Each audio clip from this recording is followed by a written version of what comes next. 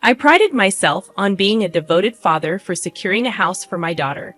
However, my husband, without consulting me, decided to use my money to purchase a luxury apartment. Frustrated by his audacious plan, I swiftly responded by presenting him with divorce papers. In the face of my unexpected move, my husband was taken aback, clearly unprepared for such a turn of events. With a smirk, Jocelyn Anderson, a 50-year-old office worker with a passion for French since my student days, initiated what I considered the real retaliation. Let me take you back a bit. I had been married at 23, but my first husband passed away just 6 months into our marriage due to a tragic traffic accident caused by a drunk driver. Although I received $500,000 as insurance money, no amount of wealth could bring my late husband back. During that period of mourning, Ernest Anderson, a compassionate colleague from the same company, provided solace by lending a patient ear to my stories. Gradually, our connection deepened, leading to our remarriage when I was 25. Fast forward to the present, and my daughter, Christina, now an independent illustrator, had stirred tension in our family. Disagreements over her education arose during her senior year of high school. Ernest had always imposed his ideal path for Christina, envisioning her attending a prestigious university and pursuing a conventional career in a big corporation. His expectations clashed with Christina's passion for illustration, a talent she had cultivated since childhood. Despite my initial support for Ernest's educational decisions, I found myself at odds with him when Christina expressed her desire to attend an art university to become an illustrator. While I was open to embracing her chosen path, Ernest vehemently opposed it, insisting on a conventional trajectory that clashed with our daughter's dreams. The struggle over Christina's future had become a battleground, and the real retaliation was about to unfold. I opted not to embark on a freelance career initially, choosing instead to work for a company. Christina shared her aspirations to become an illustrator, but my husband dismissed her dreams, considering it merely a pastime with drawings. His harsh words compelled me to defend Christina's autonomy, asserting that it was her life, and she should have the opportunity to pursue her passion. This stance only fueled his anger, as he asserted that it was his daughter and that a child's role was to fulfill their parents' dreams. He adamantly believed that if Christina followed his prescribed path, she would unquestionably find happiness.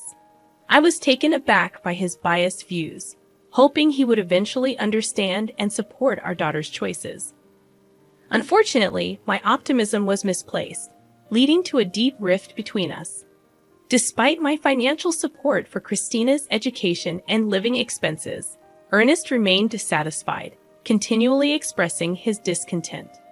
Even after Christina successfully gained admission to her preferred art university and secured a job as an illustrator, Ernest refused to acknowledge her achievements.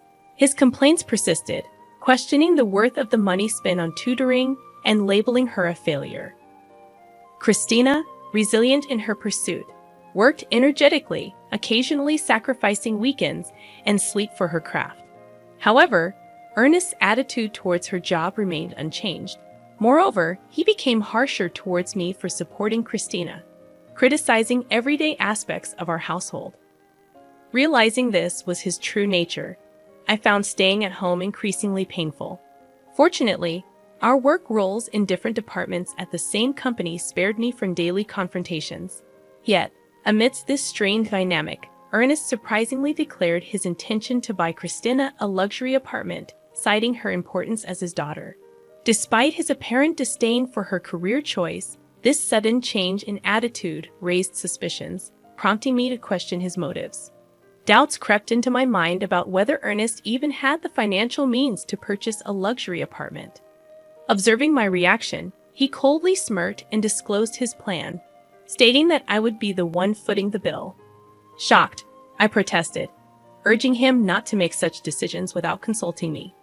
Angrily, Ernest snorted, revealing his knowledge of the $500,000 insurance money from my late husband, suggesting I use it to fund the apartment. He callously declared his intent to live there with Christina, emphasizing that both she and I were ultimately his possessions.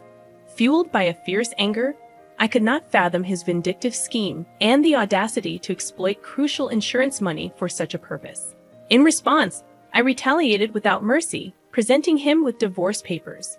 Astonished, Ernest likely hadn't anticipated my preparedness, but this marked the commencement of my real retaliation. Facing him with a smirk, I explained my long-standing lack of trust in someone who discriminated against his own daughter and expressed my exhaustion with constant criticism. I disclosed my decision to divorce him, clarifying that I had been contemplating it for a while, waiting for the opportune moment.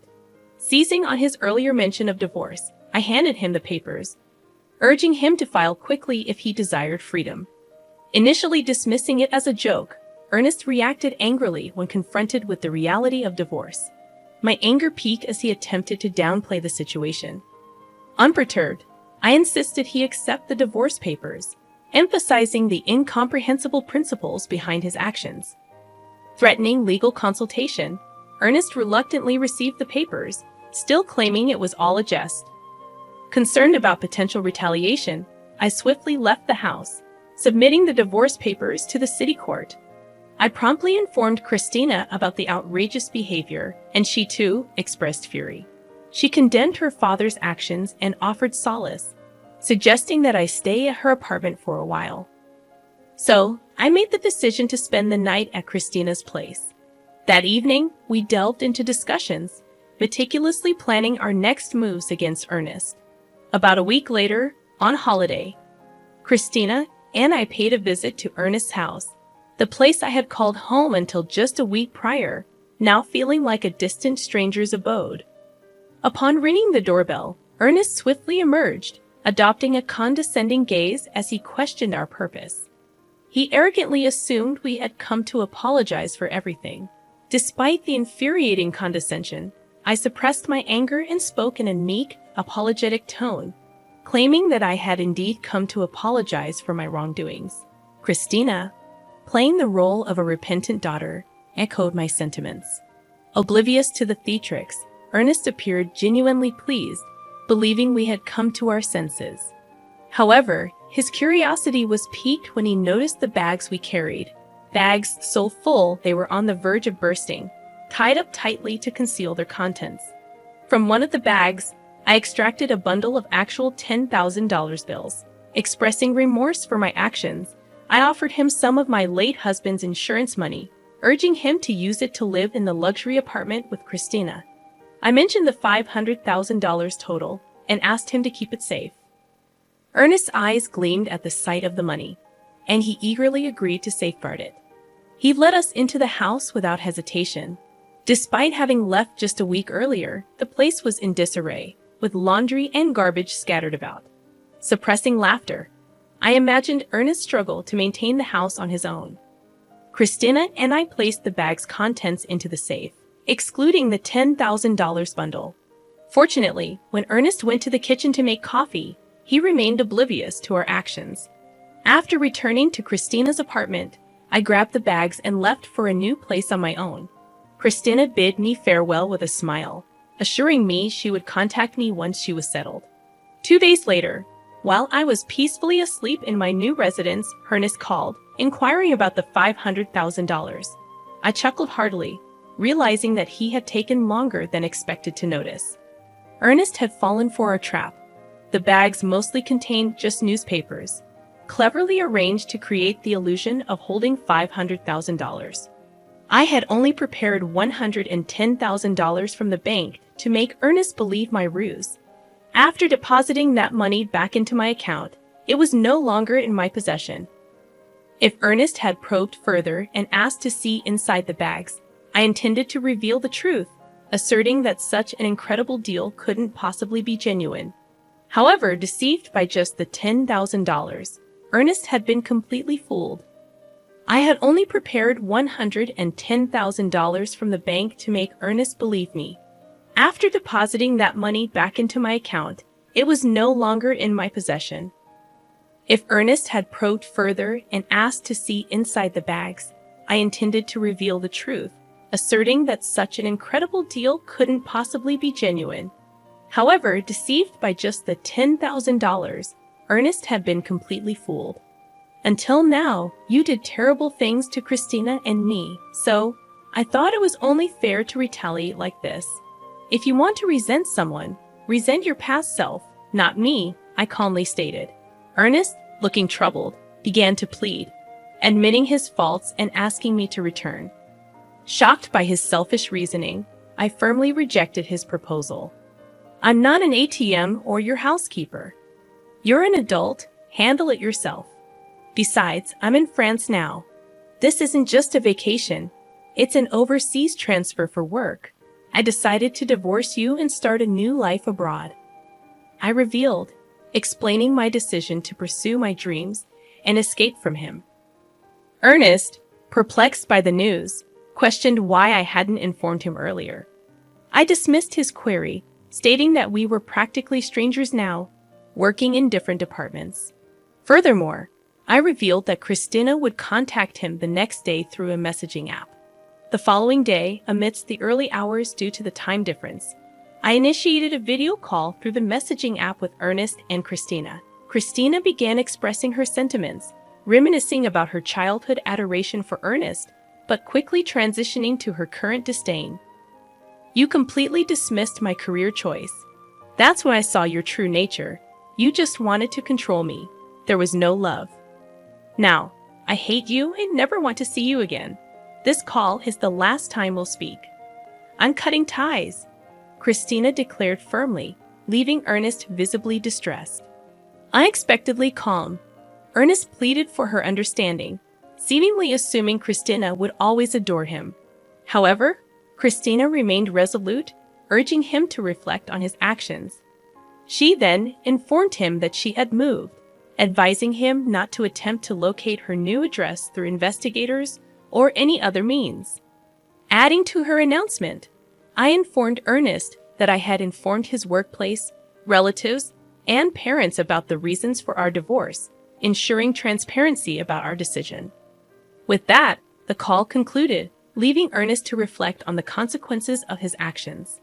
After ending the video call with Christina, I mirrored her actions, ignoring Ernest's pleading apologies. His remorse no longer held any significance to me. Christina expressed a sense of relief, feeling liberated after voicing her true feelings. Executing our plan brought a semblance of satisfaction, especially witnessing the impact it had on Ernest. In the aftermath, Ernest faced consequences at various fronts. He became uncomfortable at work and eventually resigned. Disowned by relatives and parents, he had to abandon the luxury apartment purchase. His disruptive actions even led to a scene at Christina's workplace, resulting in a ban for entering. Ernest's selfish choices resulted in a cascade of losses, and he retreated into a reclusive existence at home. Attempts to contact him for work-related matters were in vain. When a colleague finally visited his house, they encountered a disheveled Ernest with a wild beard, lifeless face, and a nauseating odor emanating from his abode. His once home had transformed into a ghostly garbage dump. Observing Ernest's miserable life, I couldn't help but think that he was reaping what he sowed. Meanwhile, I found happiness in my new life abroad, overcoming cultural barriers with careful communication and relishing the use of my French skills. The decision to transfer overseas proved to be a rewarding one. Christina, thriving in her career as an illustrator, had been entrusted with significant projects.